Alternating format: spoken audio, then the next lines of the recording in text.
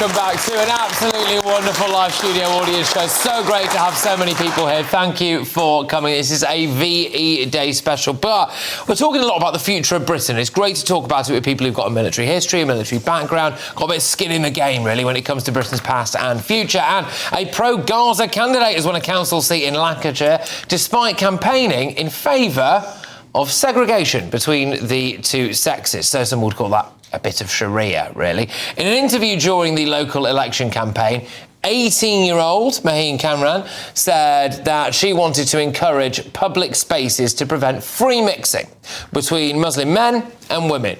So she said Muslim women aren't really comfortable with being involved with Muslim men. I'm sure that we can have segregated areas, segregated gyms where Muslim women don't have to sacrifice their health. OK, I mean, look, we saw a bit of this at the last general election. We've seen a bit more of it now at the local elections. I imagine we're going to see a lot more of this in the years to come. Is there anybody who would like to make a point on this in the audience? Anyone got a microphone with them? Is that... Yes? God, good to see you again. Yes. What would your point be on this? I'm absolutely perplexed and flabbergasted that such a thing can be happening within our democracy in the UK. It can never be allowed here, even though I don't have the authority to say that. Well, you do. But you're a person like anybody else. You know, you've got the same stake in this country as anybody else, and I think you have a right to feel however you want to feel. I just think it'll be the beginning of the end for us if we start imposing these kind of laws or Sharia laws or whatever into our system, our democracy. It's wrong. You think we need to push back on this now before it becomes an even bigger problem? Yes, 100%. Right. Without a doubt. Seems to be a common view, I think, from what I can gather. Well, thank you for your point. It's a tremendous point. Yeah, Bob, what do we do about this? Because it's going to get worse, man. It's going to get worse. I quite agree. A couple of points. Firstly, it's interesting, if you look at countries like the UAE and Saudi Arabia, especially Saudi Arabia, they are now moving away from conservative interpretations of Islam. And it's now the most sort of virulent, the most jihadi political Islamicist versions of Islam or interpretations of Islam you're now getting in the West, and not so much in the Arab or Islamic world, with the potential exception of Afghanistan.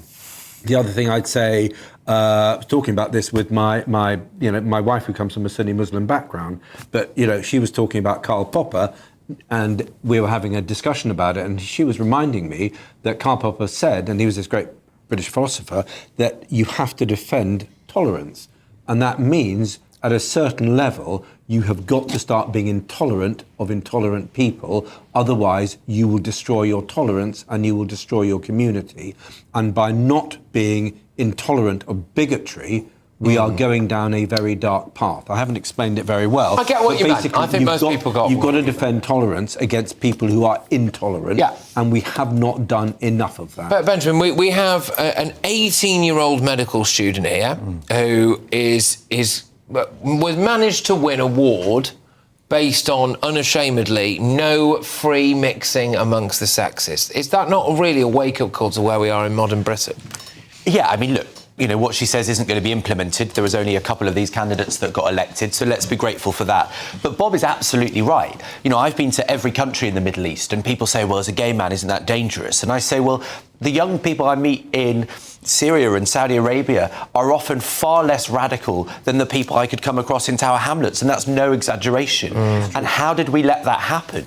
And Bob's also right on the tolerance point, because I think they're using the Gaza-Israel issue as a way in to get these more extreme ideas to be mainstreamed, to persuade some naive people to go along with them so they get over the line in council elections like that. And we should be afraid of that. And as someone on the left, I get criticised for being so pro-Israel.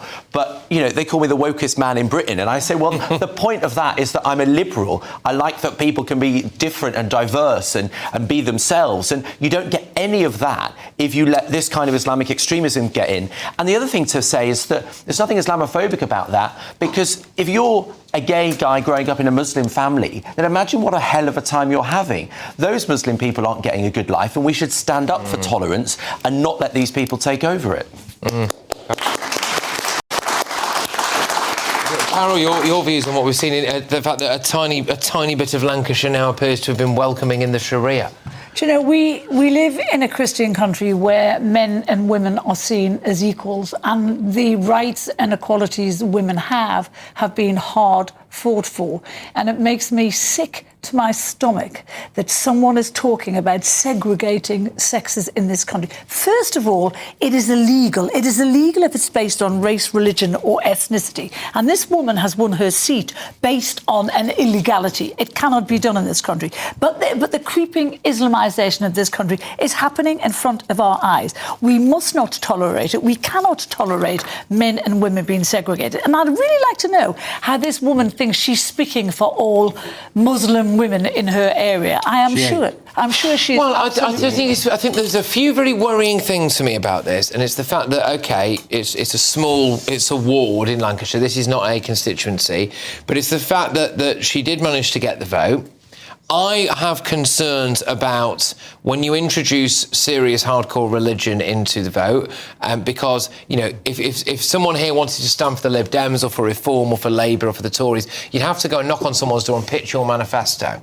But for certain people in this country, if you are, you know, quite a devout Muslim, for example, you might just say, well, actually, Allah might not be happy with you if you don't vote for me. And I think that's a massive, massive concern that can have an influence on people. Do we not think this young girl has been manipulated? I do. I don't believe an 18-year-old girl who has lived the kind of sheltered life that she has led would actually have these independent thoughts and go out and do that. She might genuinely believe this. I've never met this girl, right? And I would like to. I'd like to have a discussion with her. I'd like to go to that patch and maybe do a show from there.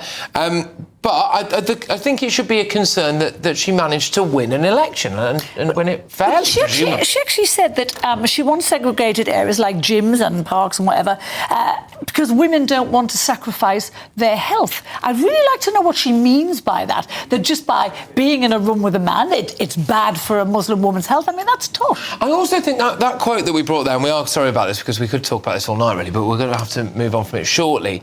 But she did bring a quote here that said this: Muslim women aren't really comfortable being involved with Muslim men.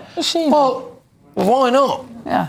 What is that? Funny that. You know, I don't know. I found that odd. Maybe I'm taking that out of context. I'm not sure. I found that bizarre. I think it just shows up one other problem as well, that you've got a sort of clan dynamic. Look, this is not common to Islam per se. You've got Saudis in this country, UEA people, Egyptians, they have a very different form of Islam. But this ultra-conservative form of Islam comes from the more backward and rural areas, very often of Pakistan. Okay. So this is a cultural dynamic as much as it is as a religious dynamic. And a lot of Muslims would say, actually, this has got absolutely nothing to do with me. And you should, I've been told by Muslim friends, you should absolutely be hammering this in this country because we have it in our country and we hate it and we try to stamp it out for the reasons. But Bob, we have Sharia courts operating in this country, and who's actually informally? Sharia, yeah, we should. But Sharia courts which actually take away the rights of women. Right. Women can be chucked on the street thanks to a Sharia court, and we're doing nothing to stop it. All right. Well, there we go. Well, look, hey, I thought that we would bring that up, especially. I do think there is a relevance here, given it's the 80th commemoration of VE Day. Really, when you do look around that and you think, well, hang on a minute, how have we ended up there? But anyway.